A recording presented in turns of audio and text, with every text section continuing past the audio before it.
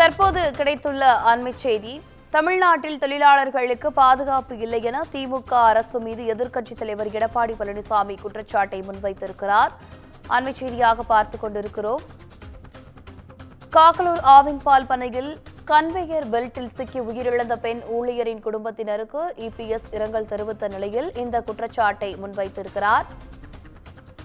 கூடுதல் விவரங்களோடு இணைகிறார் தலைமை செய்தியாளர் சிவா. வணக்கம் சிவா, செய்தி குறித்தான விவரங்கள் என்ன?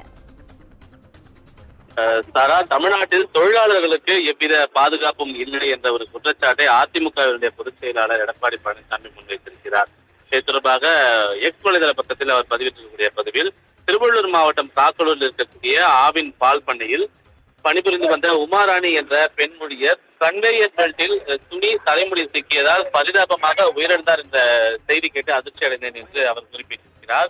பால் பண்ணையில் பணி செய்யக்கூடிய ஊழியர்கள் ஆபத்தான இயந்திரங்களுக்கு இடையில் பணிபுரியும் போது அவர்களுக்கான பாதுகாப்பை ஆவின் நிர்வாகம் உறுதி செய்திருக்க வேண்டும். ஆனால் இந்த திமுக அரசு பட்டாசு ஆலை முதல் பால் பண்ணை வரை எங்குமே தொழிலாளிகளுக்கு பாதுகாப்பே இல்லை, செய்து தரவில்லை என்பதே இதன் மூலமாக உறுதிபட தெரிகிறது என்று குற்றம் சாட்டியிருக்கிறார்.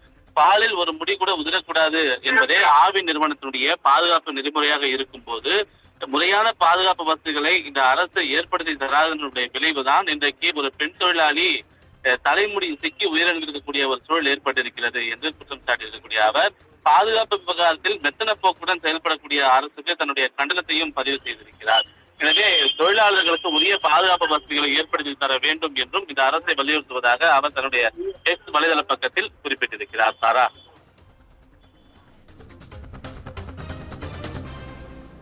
விவரங்களுக்கு நன்றி சிவா.